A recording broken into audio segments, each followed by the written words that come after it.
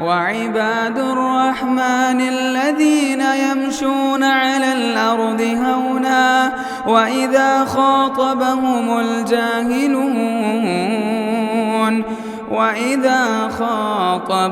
الجاهلون قالوا سلاما.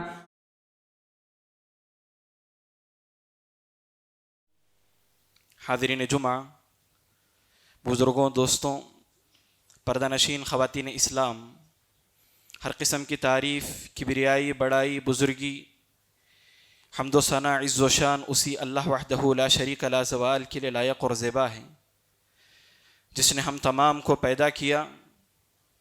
ہماری ایک ایک سانس اسی کی دی ہوئی، جس نے ہماری رشد و ہدایت کے لیے انبیاء علیہم الصلاۃ کا سلسلہ جاری کیا، جس کی آخری کڑی جناب محمد الرسول اللہ صلی اللہ علیہ وسلم ہے. حاضرین مجلس، آج کے اس خطبہ جمعہ میں تبلیغ دین اور اس کے اصول، اس سے متعلق کچھ دیر گفتگو کرنے کی کوشش کروں گا. آج تبلیغ دین کے نام پر لوگ اپنے اپنے مسلک اور اپنے اپنے فکر اور اپنے اپنے رجحانات کی طرف دعوت دیتے ہیں. تبلیغ دین کے نام پر کوئی اقامت دین کا دعویٰ کرتا ہے، تبلیغ دین کے نام پر کتاب و سنت کی طرف بلانے کے نام پر اپنی فکر کی طرف بلاتا ہے. شریعت اس سے متعلق ہمیں کیا رہنمائی کرتی ہے، ہم جاننے کی کوشش کریں گے.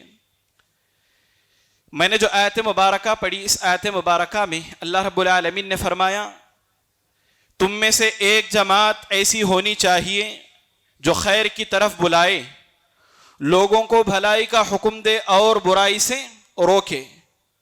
اس کام کو اللہ نے کامیابی کی ضمانت دیتے ہوئے فرمایا، وَأُولَئِكَ هُمُ الْمُفْلِحُونَ، یہی لوگ کامیاب ہونے والے. سارے انبیاء علیہم الصلاۃ کو اللہ نے اس دنیا میں جو مبعوث کیا، اسی تبلیغ دین کے لیے، اسی اعلاء کلمت اللہ کی طرف لوگوں کو بلانے کے لیے اللہ کے نبی اور تمام انبیاء کا سلسلہ اللہ نے جاری کیا. اللہ نے فرمایا، اے نبی، ہم نے آپ کو اور آپ سے پہلے جتنوں کو بھی بھیجا، ایک ہی دعوت تھی ان کی، ان اعبدوا اللہ، اللہ کی عبادت کی طرف بلاؤ اور طاغوت سے اجتناب کرو. بطور خاص اللہ کے نبی کو خطاب کر کے بھی اللہ نے کہا، یا ایھا الرسول بلغ ما انزل الیک من ربک، اے رسول صلی اللہ علیہ وسلم، بلغ ما انزل الیک من ربک، اللہ کی طرف سے آپ پر جو کچھ نازل ہوتا ہے آپ پہنچا دیجئے. اگر آپ ایسا نہیں کریں گے تو آپ نے رسالت کا حق ادا نہیں کیا.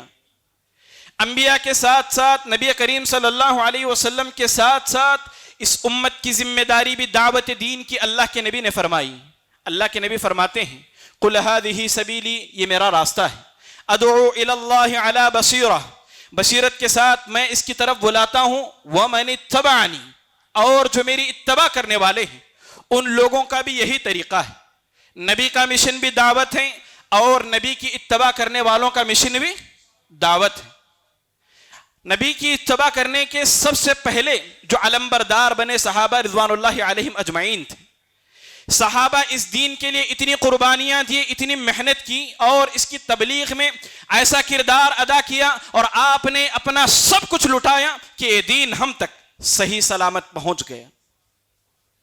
اس دین کی تبلیغ کی ذمہ داری ہم سب پر ہے، بقدر علم، بقدر استطاعت.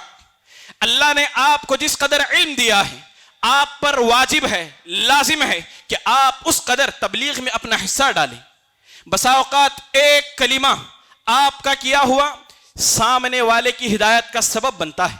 ہدہد پرندہ تھا، اللہ نے جانوروں پرندوں کے اندر بھی توحید کا شعور رکھا ہے. اس کی ایک کوشش پوری قوم کے توحید پر آنے کا سبب بنی. ملکہ بلقیس کی حالات کو دیکھ کر کے سلیمان علیہ السلام کو آگاہ کیا. سلیمان علیہ السلام نے تبلیغ کا کام کیا، پوری قوم ایک پرندے کی وجہ سے ہدایت توحید پر آ گئی. اللہ کے نبی صلی اللہ علیہ وسلم نے اسی تبلیغ کی اہمیت کو بتاتے ہوئے حضرت علی رضی اللہ عنہ سے جنگ کے خیبر کے موقع پر کہا، جنگ کا موقع ہے، خیبر کا ایک قلعہ فتح نہیں ہو رہا ہے، اللہ کے نبی صلی اللہ علیہ وسلم کو اللہ کی طرف سے وحی آئی کہ کل وہ ایک قلعہ جو فتح نہیں ہو رہا ہے فتح ہو جائے گا، اور اس کو فتح کرنے کے لیے اللہ کے نبی کہتے ہیں کل میں ایک شخص کے پاس اس جنگ کا علم حوالے کروں گا اور وہ جائے گا، اللہ اس کے ہاتھ پر اس قلعے کو فتح کرے گا۔ وہی مل گئی ہے، قلعہ کل فتح ہوگا۔ عین جنگ سے پہلے حضرت علی رضی اللہ عنہ کو اللہ کے نبی صلی اللہ علیہ وسلم بھیجنے والے ہیں، بھیجنے سے پہلے حضرت علی رضی اللہ عنہ کو اللہ کے نبی روکتے ہیں، روک کر کے فرماتے ہیں اے علی یاد رکھو، جاتے ہی فوراً قتال نہ کرنا، انہیں دین کی دعوت دینا، ایک اللہ کی دعوت دینا۔ فرماتے ہیں لَأَن يَهْدِيَ اللَّهُ بِكَ رَجُلًا خَيْرٌ لَكَ مِنْ حُمُرِ النَّعَمِ۔ اے علی جاؤ لوگوں کو اسلام کی جنگ سے پہلے دعوت دو، ایک بندہ بھی اسلام پر آ گیا یہ چیز تمہارے لیے 100 سرخ اونٹوں سے بہتر ہے۔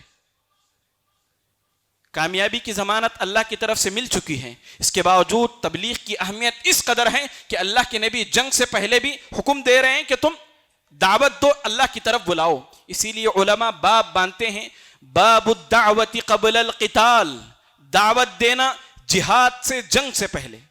معدد حاضرین، یہ دعوت دین کی اہمیت، یہ تبلیغ دین کی اہمیت ہے۔ رسولوں کا مقصد بعثت کا یہی رہا، اللہ کے نبی کی اتباع کرنے والوں کا مقصد یہی رہا۔ عین جنگ کے نازک موقع پر بھی اللہ کے نبی نے اس کی تعلیم دی، تو اس کے کچھ اصول ہیں، اس کے کچھ ضوابط ہیں، بندہ ان کا لحاظ کر کے ہی اس دعوت کو انجام دے تو یہ دعوت مؤثر رہتی ہے۔ پہلا اصول دعوت دین کے لیے، دعوت دین کے لیے لازم ہے کہ آپ جس چیز کی دعوت دے رہے ہیں آپ کو اس کا علم ہو، آپ کو اس کا علم ہو۔ بغیر علم کے دعوت دینا حرام ہے، جائز نہیں ہے، اس لیے کہ آپ کو خود اس چیز کے متعلق علم نہیں تو آپ رہنمائی کیا کریں گے؟ اور ہر وہ مسئلہ جس کے متعلق آپ کو علم نہیں، آپ کو وہاں پر شریعت خاموش رہنے کا حکم دیتی۔ قرآن مجید میں اللہ رب العالمین نے فرمایا وَلَا تَقْفُ مَا لَيْسَ لَكَ بِهِ عِلْمٍ، جس مسئلے کا علم نہیں اس کے پیچھے تم نہ پڑو، اس میں اپنی زبان کو نہ کھولو۔ ان السمع والبصر والفؤاد، یقیناً آنکھ، کان، دل، اولئک کان عنہ مسئولا، ان تمام کو اللہ کے یہاں پوچھا جائے گا، یہ تمام کے تمام کو اللہ کے پاس جواب دینا ہوگا۔ بغیر علم کے زبان کھولو گے، بغیر علم کے کوئی بات بولو گے، اللہ اس سے متعلق قیامت کے دن مجھ سے اور آپ سے سوال کرے گا۔ پہلا اصول کہ آپ کو بنیادی علم جس چیز کے متعلق آپ دعوت دے رہے ہیں وہ ہونا چاہیے، اور ایک علم ہے فرض عین، ایک علم فرض عین ہے، وہ ہے توحید کا علم۔ اللہ کے بارے میں جاننا، رسول کے بارے میں، دین کے بارے میں جاننا، یہ فرض عین ہے، اس کے بغیر آدمی کا چھٹکارا ناممکن۔ اور ان تین سوالات سے متعلق، دین سے متعلق، اللہ سے متعلق، رسول سے متعلق، قبر میں سب سے پہلے پوچھا جائے گا، قبر میں سب سے پہلے پوچھا جائے گا۔ صرف علماء سے نہیں پوچھا جائے گا من ربک من نبیک ما دینک، صرف علماء سے نہیں پوچھا جائے گا، ہر مرنے والے انسان سے یہ سوال ہوگا۔ جب تک اس میں کامیاب نہیں ہم قبر کی منزل میں کامیاب نہیں ہو سکتے۔ جب یہ علم فرض عین ہے تو مجھے اور آپ کو اس کا بقدر ضرورت علم ہوگا، تو ہم اپنی دعوت کا آغاز اسی توحید سے کریں گے۔ اپنی دعوت کا آغاز، دوسرا اصول کیا ہے؟ ہم اپنی دعوت کا آغاز توحید سے کریں گے۔ سب سے پہلے نماز کی طرف نہیں بلائیں گے، غیر مسلم کو آپ دعوت دے رہے ہیں، سب سے پہلے آپ اسے نماز کی طرف نہیں بلائیں گے۔ ایک بدعتی کو، ایک مشرک کو آپ دعوت دین کی تبلیغ کر رہے ہیں تو سب سے پہلے اسے نماز یا اخلاق کی طرف نہیں بلائیں گے، سب سے پہلے آپ اسے توحید کی دعوت دیں گے۔ جب توحید دل میں راسخ ہو جائے گی اس کے بعد آپ اسے جو بھی کہیں وہ آپ کی بات کو ماننے پر قادر ہو جائے گا۔ حضرت معاذ رضی اللہ عنہ، اللہ کے نبی صلی اللہ علیہ وسلم حضرت معاذ رضی اللہ عنہ کو یمن کی طرف بھیج رہے ہیں۔ دیکھیے جو لوگ بھی بنیادی طور پر توحید کو چھوڑ کر کے کسی اور چیز کو اہمیت دیتے ہیں، لوگوں کو لے کر کے نکلتے ہیں، لوگوں کو 3 دن 40 دن 8 دن 4 مہینے لوگوں کو لے کر کے نکلتے ہیں۔ یہ لوگ جو جماعتوں کی شکل میں نکلتے ہیں، اگر یہ لوگ توحید کی دعوت نہ دیں یا ان کا جو طریقہ ہے دعوت دینے کا بنیادی طور پر اس حدیث کی روشنی میں ان کے اندر 3 غلطیاں ہیں۔ اللہ کے نبی صلی اللہ علیہ وسلم حضرت معاذ بن جبل رضی اللہ عنہ کو یمن کی طرف بھیج رہے ہیں دعوت دین کے لیے۔ اللہ کے نبی حضرت معاذ رضی اللہ عنہ کو بھیجنے سے پہلے فرماتے ہیں فَلْيَكُنْ اول ما تدعوہم الی شہادت اللہ الہ الا اللہ. اے معاذ، تم اہل کتاب کی طرف جا رہے ہو، سب سے پہلی چیز جو تمہیں وہاں جا کر کے کرنی ہے، تدعوہم شہادت اللہ الہ الا اللہ، ایک اللہ کی گواہی کی طرف انہیں دعوت دینا ہے، ایک اللہ کی گواہی کی طرف انہیں بلانا ہے. اب اس ٹکڑے کی روشنی میں 3 غلطیاں جو دوسرے لوگ کرتے ہیں اہل الحدیث کے علاوہ. پہلی غلطی، دعوت تبلیغ کے لیے، دعوت دین کے لیے، تبلیغ کے لیے جماعت کی شکل میں لوگ نکلتے ہیں. کیا یہ نبوی طریقہ ہے؟ جماعت کی شکل میں تبلیغ کے لیے نکلنا یہ نبوی طریقہ نہیں. اللہ نے انبیاء کی جماعت کو دعوت کی تبلیغ کے لیے نہیں بھیجا. اللہ نے ایک قوم میں ایک نبی کو بھیجا. بسا اوقات حالات کے پیش نظر 2 انبیاء ہو جایا کرتے تھے. اگر یہ طریقہ درست ہوتا، قوم میں اس قدر برائیاں، اس قدر مسائل ہیں کہ ایک ساتھ کئی انبیاء آئیں تبھی جا کر کے قوم ہدایت پر آتی، تو اللہ رب العالمین ایک ساتھ کئی انبیاء کو بھیجتا. لیکن اللہ کا طریقہ تبلیغ کے سلسلے میں انبیاء کا کیا تھا؟ ایک قوم میں ایک نبی آتا تھا. اللہ کے نبی مکہ سے مدینہ میں دعوت دین کی تبلیغ کے لیے پوری جماعت کو نہیں، ایک صحابی مصعب بن عمیر رضی اللہ عنہ کو بھیجتے ہیں. اللہ کے نبی دعوت کی تبلیغ کے لیے سارے صحابہ کو بھیجنے کے بجائے سفرا کے طور پر ایک سفیر بھیجتے تھے. یہ خط لے کر کے جاؤ اور جو حکمران ہیں، جو بادشاہ ہیں، جو ایمان نہیں لائے ہیں، انہیں اسلام کی طرف دعوت دو. اگر قبول کرتے ہیں تو ٹھیک، ورنہ جنگ کے لیے تیار ہو جاؤ. پہلی غلطی یہ لوگ کیا کرتے ہیں؟ جماعت کو بھیجتے ہیں، جبکہ اللہ کے نبی کا طریقہ کیا تھا؟ ایک آدمی کو اللہ کے نبی بھیجا کرتے تھے. دوسری غلطی کیا ہوتی ہے؟ سب سے پہلے یہ لوگ اخلاق کی طرف، دوسرے جو مسائل ہیں ان کی طرف بلاتے ہیں، جبکہ اللہ کے نبی نے کس چیز کا حکم دیا تھا؟ سب سے پہلے فَلْيَكُنْ أَوَّلَ مَا تَدْعُوهُمْ إِلَيْهِ شَهَادَةُ اللَّهُ إِلَهَ إِلَّا اللَّهُ، توحید کی دعوت دو. اس لیے کہ اسی پر آپ کی نماز کا، آپ کے اخلاق کا، آپ کے صدقہ و خیرات کا، آپ کی ہر نیکی کا اگر کوئی بنیاد ہے تو وہ کیا ہے؟ توحید ہے. اس کے بغیر اخلاق، نماز، آپ کے سارے دین کا اللہ کے پاس کوئی اعتبار نہیں. آپ دیکھیں کیا یہ لوگ سب سے پہلے توحید کی دعوت دیتے ہیں؟ بہت سارے لوگ توحید کی اہمیت کو نہ سمجھتے ہوئے کہتے ہیں صدقہ کرنا 2 سیکنڈ کا کام ہے، حج 10 دنوں کا کام ہے، نماز 10 منٹ کا کام ہے. لیکن اخلاق 24 گھنٹے کا نام ہے. اگر ایک بندے کے اندر توحید نہیں، اللہ کی معرفت نہیں، اللہ کا خوف نہیں، وہ 24 گھنٹے اخلاق پر کیا خاک عمل کرے گا؟ اخلاق کی بنیاد کو درست کرنے کے لیے توحید کا درست ہونا ضروری ہے، اس لیے کہ حقیقی معنوں میں اخلاق ایک موحد ہی کا ہوتا ہے. تو دوسری غلطی، توحید کے علاوہ کسی اور کی طرف یہ لوگوں کو بلاتے ہیں. تیسری غلطی یہ کرتے ہیں کہ بغیر علم کے افراد کی جماعت کو دعوت کی تبلیغ کے لیے بھیج دیتے ہیں. آپ دیکھیں جماعت کی شکل میں جو لوگ نکلتے ہیں ان میں سے اکثر دین کے بنیادی علم سے انہیں واقفیت نہیں. غسل کا طریقہ، نماز کا طریقہ، وضو کا طریقہ انہیں نہیں معلوم. آپ انہیں رکا کر کے، ہم نے پوچھا ہے کہ تم نماز کی طرف بلا رہے ہو، یہاں رکو. نماز شروع ہونے سے لے کر سلام پھیرنے تک جو دعائیں پڑھی جاتی ہیں تم ان دعاؤں کو سناؤ. ان دعاؤں کا علم انہیں نہیں ہوتا. جاہل جماعت کو لے کر کے لوگ نکلتے ہیں، جبکہ اللہ کے نبی علم والی شخصیت کو تبلیغ کے لیے بھیجا کرتے تھے. حضرت معاذ بن جبل رضی اللہ عنہ، اللہ کے نبی فرماتے ہیں قیامت کے دن میری امت کے جتنے بھی علماء ہوں گے ان تمام کے سردار حضرت معاذ بن جبل رضی اللہ عنہ. حلال و حرام کی تمیز صحابہ میں سب سے زیادہ حضرت معاذ بن جبل رضی اللہ عنہ کو تھی. اللہ کے نبی علم سے لیس شخص کو دعوت و تبلیغ کے لیے بھیجا کرتے تھے، جبکہ موجودہ دور میں تبلیغ کے لیے لوگ نکلتے ہیں، جماعت کی شکل میں نکل کے غلطی کرتے ہیں، توحید کے علاوہ کسی اور چیز کو اہمیت دے کر کے غلطی کرتے ہیں، اور جہلا کو بھیجتے ہیں دعوت و تبلیغ کے لیے. تو دوسرا اصول کیا رہا؟ سب سے پہلے توحید کی دعوت دیں گے. تیسری چیز، جب ہمیں پتہ چل گیا توحید کی اہمیت ہے اور توحید کی طرف بلانا ہے، اس کام کو ہم نرمی کے ساتھ انجام دیں گے. ایسا نہیں کہ جب ہمارے پاس حق آ گیا لازم ہے، واجب ہے کہ تم پر قبول کرنا ہے، اگر تم قبول نہیں کرو گے تو تم گمراہ ہو. یہ ہم ان پر فتویٰ نہیں لگائیں گے، ہم اپنا کام تسلسل کے ساتھ ان پر جاری رکھ دیں گے. اللہ کے نبی کا طریقہ نہیں تھا کہ آپ ایک مرتبہ آدمی کو سمجھاتے، اگر وہ نہیں سمجھتا تو آپ محفل میں اس کا برا تذکرہ کریں. اس کو حق معلوم ہے، میں نے بتا دیا، اس کے باوجود وہ شخص ایسا کر رہا ہے، ایسا نہیں کہتے. نرمی کے ساتھ اللہ کے نبی کا طریقہ یہ رہا کہ اللہ کے نبی اپنی بات کو امت کے سامنے رکھ دیتے. اب اس پر ہے کہ اللہ ہدایت توفیق دے یا نہ دے. اللہ کے نبی کے متعلق اللہ نے کہا وَلَوْ كُنْتَ فَظًّا غَلِيظَ الْقَلْبِ لَانفَضُّوا مِنْ حَوْلِكَ، اے اللہ کے نبی اگر آپ سخت دل ہوتے، بد زبان ہوتے، یا آپ کا اخلاق درست نہ ہوتا، آپ کے اطراف جو صحابہ کی جماعت تھے کبھی نہیں رہتی۔ قوم کے سب سے بڑے جابر، متکبر، نبوت کا اور الہ کا دعویٰ کرنے والے شخص فرعون کی طرف اللہ رب العالمین حضرت موسیٰ علیہ السلام کو بھیجتا ہے، حضرت ہارون کو بھیجتا ہے۔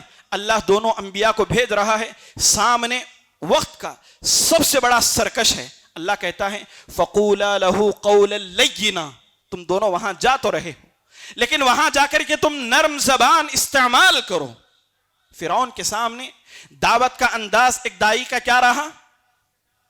نرم زبان ہو، نرم گفتگو کرے۔ اگر آپ سختی سے بولیں گے اسے، امام البانی رحمۃ اللہ علیہ فرماتے ہیں اگر ایک جاہل شخص کو آپ سختی کے ساتھ دعوت دیں گے تو اس پر آپ نے دو بوجھوں کو لاد دیا۔ حق بات کو قبول کرنا ایک جاہل پر ایک بوجھ ہوتا ہے، اوپر سے اگر آپ سختی کریں گے تو آپ دو بوجھ اس پر لاد رہے ہیں، وہ اس کو قبول کرنے کے بجائے اور دور جائے گا۔ مامون رشید، اس کے پاس ایک وقت کے بہت بڑے عالم دین واعظ آئے، اس کے اندر کچھ غلطیاں دیکھی تو کہا کہ میں تمہیں ایک بات کہنا چاہتا ہوں، بات ذرا سخت ہے تم سن لینا۔ مامون رشید نے کہا مجھے تمہاری نصیحت کی ضرورت نہیں، تم یہاں سے نکلتے بنو۔ اس نے کیوں کہا ہے؟ کہتا ہے اللہ نے قوم کے سب سے بڑے جابر، قوم کے سب سے بڑے متکبر کے سامنے نبی کو نرم گفتگو کرنے کا حکم دیا۔ نہ میں فرعون سے گیا گزرا ہوں اور نہ تم موسیٰ سے عظیم ہو، جب ان کے لیے وہ حکم ہے تو تم کیوں یہ حکم، تو تمہارے لیے یہ حکم کیسے بدل گیا؟ تو دوسری چیز کیا رہی؟ نرم گفتگو اپنائیں۔ تیسری چیز اپنے کردار کو درست کریں۔ دعوت دین کا نوجوانوں میں جذبہ ہوتا ہے، دعوت دین قول سے زیادہ کردار کو چاہتی ہے۔ اللہ کے نبی صلی اللہ علیہ وسلم کفار کو جب دعوت دین دینے لگے، آپ نے جہاں بہت سارے دلائل اپنے حق پر ہونے کے دیے تو آپ نے اپنے کردار کی گواہی دیتے ہوئے کہا فَقَدْ لَبِثْتُ فِيكُمْ عُمُرًا مِّن قَبْلِهِ۔ قرآن کہتا ہے اللہ کے نبی نے کہا میں نے اس دعوت سے پہلے 40 سال تمہارے سامنے زندگی گزاری ہے، کیا تم نے میرے کردار میں کوئی ایسی بات دیکھی جو تم آج میری دعوت کو انکار کر رہے ہو؟ دین کے معاملے میں میں جھوٹ بول سکتا ہوں، جس نے 40 سال تمہارے ساتھ زندگی گزاری اور کبھی جھوٹ نہیں بولا۔ نبوت کی صداقت کو بتانے کے لیے اللہ کے نبی نے اپنے کردار کو بنیاد بنایا، اس لیے کہ ایک انسان کا کردار جو دعوت کا کام کر سکتا ہے، ایک انسان کے کردار سے جو فائدہ امت کو پہنچ سکتا ہے وہ فائدہ انسان کے قول سے نہیں پہنچ سکتا۔ شاعر کہتا ہے مسلمان حکمران آئے، اللہ کے نبی صلی اللہ علیہ وسلم کے بعد صحابہ میں بہت سارے لوگوں نے دنیا پر حکومت کی، اور اس امت میں، اس قوم میں اور اس ہندوستان میں بھی کئی سالوں تک مسلمانوں نے بھی حکومت کی۔ ان کا کردار بڑا شاندار رہا، ان کا کردار بڑا پاک رہا۔ آج آپ دیکھتے ہوں گے قرآن کی بے حرمتی ہوتی ہے، قرآن کی بے حرمتی ہوتا ہے، بے حرمتی ہوتی ہے، نبی کریم صلی اللہ علیہ وسلم کی بے حرمتی ہوتی ہے، بدلے میں مسلمانوں کو غصہ آتا ہے۔ یاد رکھیں یہ جو کردار غیر مسلم وغیرہ پیش کرتے ہیں، اسلام کا کبھی بھی یہ کردار نہیں رہا۔ سامنے والا کتنا ہی بد کردار کیوں نہ ہو، اسلام کی دعوت دینے والوں کے لیے حکم ہے کہ تم ہمیشہ با کردار رہ کر کے زندگی گزارو۔ اسی کردار کے حوالے سے شاعر کہتا ہے ہم نے کردار کی چادر کہاں کالی کی ہے، کردار کو کبھی بھی ہم نے میلا نہیں کیا۔ ہم نے کردار کی چادر کہاں کالی کی ہے، ہم نے حکمرانی بھی کی ہے تو مثالی کی ہے۔ ہم نے گیتا کی طرف آنکھ بھی اٹھا کر نہ دیکھا، تم نے تو قرآن کے پاروں کی دیوالی کی ہے۔ قرآن کے پاروں کو یہ لوگ نعوذ باللہ پٹاخوں میں اڑاتے ہیں، ہم نے کبھی بھی ان کی مذہبی کتابوں کو چولہے میں ڈال کر کے بھی نہیں جلایا۔ یہ ہمارا کردار ہے، اسی کردار سے غیر مسلم متاثر ہو کر کے اسلام قبول کرتا ہے۔ جنگ آزادی کے حوالے سے بہت سارے واقعات ہیں، ان واقعات میں ایک واقعہ یہ بھی ہے کہ صادق پور میں کچھ لوگوں میں، مسلمانوں کے اور غیر مسلموں کے درمیان ایک لڑائی ہو گئی ایک جگہ کے سلسلے میں۔ انگریز مجسٹریٹ کے پاس واقعہ پہنچتا ہے، وہ تمام لوگوں کو جمع کرتا ہے، دونوں کو گواہ لانے کا حکم دیتا ہے کہ تم اس زمین کو اپنے حق میں ہونے کا دعویٰ کرتے ہو، تم اپنے انسان کو لے آؤ اور تم بھی اپنے گواہ کو لے آؤ۔ مسلمانوں کے پاس کوئی گواہ نہیں ہوتا، غیر مسلموں کے پاس ایک گواہ ہوتا ہے، وہ ہے مسلمان۔ مسلمان کو غیر مسلم بلاتے ہیں، انگریز مجسٹریٹ کے سامنے اس واقعے کی تفصیل کو بتانے کے لیے کہتے ہیں، مسلمان ان کافروں کے حق میں اپنا بیان دے دیتا ہے، انگریز کفار کے حق میں فیصلہ کر دیتا ہے۔ سارے کے سارے مسلمان اس مسلمان سے ناراض ہو جاتے ہیں، یہ ہمارا مسلمان رہ کر کے غیروں میں کیسے اپنی بات کو کہہ دیا، کیسے ان کے حق میں گواہی دے دیا۔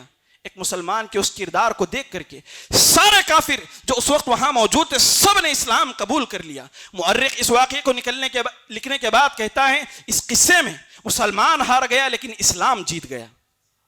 یہ کردار، آپ کا جو کردار ہے، یہ کردار وہ کام کر سکتا ہے جو ایک انسان اپنے قول سے نہیں کر سکتا۔ تو اس حوالے میں مسلمانوں کو محتاط رہنا ہے۔ ایک اور دعوت کے حوالے سے آج کل آپ دیکھے ہوں گے دعوت کا شوق عورتوں میں بھی بہت زیادہ ہے، عورتوں میں بھی بہت زیادہ ہے اور ہونا چاہیے۔ ایک عورت دعوت کے میدان میں جو کردار ادا کر سکتی ہے اپنے حدود میں رہ کر کے، وہ کردار ایک مسلمان مرد ادا نہیں کر سکتا۔ لیکن کیا اس جذبے کو بنیاد بنا کر دعوت کے نام پر، تبلیغ کے نام پر عورت کا بڑے بڑے آڈیٹوریم میں مجلس سجانا، یوٹیوب پر آ کر کے لائیو آ کر کے بھرے مجموعے میں بیان کرنا اور اس کو نشر کرنا، مردوں کی محفلوں میں اس کو پھیلانا، کہ یہ چیز جائز ہے؟ اس حوالے سے شریعت کہتی ہے، اللہ کے نبی صلی اللہ علیہ وسلم نے کئی ایک شادیاں کی۔ آپ نے کیوں شادیاں کی؟ قرآن کہتا ہے وَاذْكُرْنَ مَا يُتْلَى فِي بُيُوتِكُنَّ مِنْ آيَاتِ اللَّهِ وَالْحِكْمَةِ۔ اے امہات المؤمنین، تمہارا کردار یہ ہونا چاہیے آپ کے گھروں میں جو وحی اترتی ہے، اللہ کے نبی حکمت کی جو تلاوت کرتے ہیں، تم اسے ذکر کرو گی۔ حضرت عائشہ رضی اللہ عنہا نے دعوت کا کام کیا۔ آپ پردے کے پیچھے رہ کر کے صحابہ کے مسائل کا جواب دیا کرتے تھے۔ کبھی بھی حضرت عائشہ رضی اللہ عنہا دعوت و تبلیغ کے لیے مجمع نہیں سجایا کہ آپ ان کے درمیان پردے میں رہ کر ہی، آپ نے برقع پہنا، پردہ کیا، پردے میں رہ کر بھی حضرت عائشہ رضی اللہ عنہا کبھی بھی مردوں کے سامنے نہیں آئے۔ آپ کے سامنے پردہ لٹکا دیا جاتا، عورتیں آپ سے بالمشافہ پوچھ لیتی، مرد بقدر ضرورت آپ سے پوچھا کرتے تھے اور آپ انہیں بتایا کرتے تھے۔ اس طرح مجلس سجانا عورت کے لیے جائز نہیں ہے، اس لیے کہ تقریر کے دوران اس طرح اس کا ہاتھ ہلانا، اس طرح فطری آواز میں بسا اوقات بولنا، فطری آواز میں لوگوں سے سوال کرنا، اگر یہ چیز مردوں کی گفتگو کا سبب بنی، یہ دعوت دین کا کام کر رہی ہے لیکن اس کے انداز، اس کے طرز سے ایک آدمی گفتگو کر رہا ہے اور یہ فتنہ ہے۔ عورت دعوت کا کام کر سکتی ہے، کہاں کرے؟ اپنے بچوں کو دعوت دے، اپنے شوہر کو دعوت دے، اپنی بیٹی کو دعوت دے، قوم کا دائی بنائے اپنے بیٹے کو، جس گھر میں بیٹی جاتی ہے اس گھر کو بہتر بنائے، یہ دعوت دے اپنی بیٹی کو، وہ جس گھر میں جاتی ہے اس گھر کے افراد کو دعوت دے۔ لیکن عورت کا دعوت کے نام پر مجلسیں سجانا یہ چیز درست نہیں ہے، یہ چیز جائز نہیں ہے۔ عورت تحریر کے ذریعے دعوت کا کام کرے۔ پڑوس میں ایک داعیہ ہیں جن کا نام ام عبد منیب ہے، جن کا لڑکا جامعہ اسلامیہ سے فارغ ہو کر کے گیا ہے۔ اتنی کامیاب اس عورت کی دعوت ہے کہ چھوٹے چھوٹے رسالے لکھ کر کے اس عورت نے وہ کام کیا ہے کہ بہت بڑی جماعت نے اس عورت کے کام کا مقابلہ نہیں کیا۔ تو اس طرح مجلس سجانا یہ چیز درست نہیں ہے، شریعت اس سے منع کرتی ہے۔ اسی لیے آپ غور کریں، اگر یہ ضروری ہوتا کہ عورت منظر عام پر آ کر کے دعوت کرے، تبلیغ کا کام کرے، لوگوں سے مجلس سجائے، یہاں رہتی ہے اور کہتی ہے کہ آپ سوال کرو، سوالات کے جوابات دیتی ہیں، یہ طریقہ عورت کا دعوت کرنے کا غلط ہے، درست نہیں ہے۔ ہاں، ریکارڈ کرنا چاہتی ہیں تبلیغ کے نام پر، دین کے نام پر، وہ اس کو اپنے حد تک رکھے، اپنی صورت کے ساتھ ریکارڈ نہ کرے، بس اپنی آواز کو ریکارڈ کرے اور عورتوں کی مجلس میں اس کو نشر کرے۔ امان اللہ جامی رحمۃ اللہ علیہ جو عرب کے قریب کے بہت بڑے عالم دین ہیں، جن کا انتقال ہوا، ان کی بیٹیاں مسجد قباء میں درس دیتی ہیں، لیکن ان کا کوئی یوٹیوب پر درس نہیں ہے۔ یہ ساری چیزیں صرف عورتوں کے درمیان ہوتی ہیں۔ عورتوں کا یہ طریقہ ہونا چاہیے کہ وہ اپنے دائرے میں رہ کر کے دعوت کا کام کریں۔ ایک عورت اپنے بچے پر محنت کر دے، اس کا بچہ داعی بن گیا، جتنے لوگوں کو دعوت دے گا تمام کا اجر اس عورت کے حق میں لکھا جائے گا۔ عبد القادر جیلانی رحمۃ اللہ علیہ کے حوالے سے واقعہ مشہور ہے، ایک قافلے کے ساتھ انہوں نے اپنے بچے کو بھیجا اور بچے کے جیب کی طرف اندر سے انہوں نے کچھ اشرفیاں چھپا دی۔ ڈاکوؤں نے اس قافلے کو لوٹ لیا۔ ڈاکو کے سامنے عبد القادر جیلانی رحمۃ اللہ علیہ ہیں، وہ کہتا ہے تمہارے پاس کچھ ہے؟ وہ چھپی ہوئی اشرفیاں کو بتا دیتے ہیں۔ ڈاکو کہتا ہے تم چاہتے تو بچا لے جاتے، اور یہاں تک کسی کو پتا بھی نہیں چلتا۔ فرماتے ہیں میری ماں نے کہا میں کبھی جھوٹ نہ بولوں، اس لیے میں نے تمہیں سچ بتا دیا۔ سارے کے سارے ڈاکو بچے کے اس کردار سے خوش ہو کر کے لوگوں کا لوٹا ہوا مال دے دیتے ہیں اور اپنی اس حرکت سے توبہ کرتے ہیں۔ اہل علم کہتے ہیں وہاں جو ڈاکو ہدایت پر آ گئے، ایک بچے کی بات سے اس کی تربیت کرنے والی ایک ماں تھی، تمام کا اجر جس طرح بچے کو ملے گا ٹھیک ماں کو بھی ملے گا. ماں کا ایک کردار ہونا چاہیے. آپ کھل کر کے میدان کا دعوت نہیں کر سکتی, آپ کا ایک طریقہ ہے, لیکن آپ اپنے بچے کو تیار کر کے اس قابل بنا سکتی ہیں. آپ تجارت کے میدان میں آ کر کے تجارت نہیں کر سکتی, لیکن ایک کامیاب تاجر کو آپ اپنے گھر سے بنا کر کے بھیج سکتی ہیں. معزز حاضرین, وقت ہو گیا ہے. دعوت کے حوالے سے یہ کچھ باتیں میں آپ کے سامنے رکھا. دعوت کی ذمہ داری بقدر علم ہم پر واجب ہے, ضروری ہے.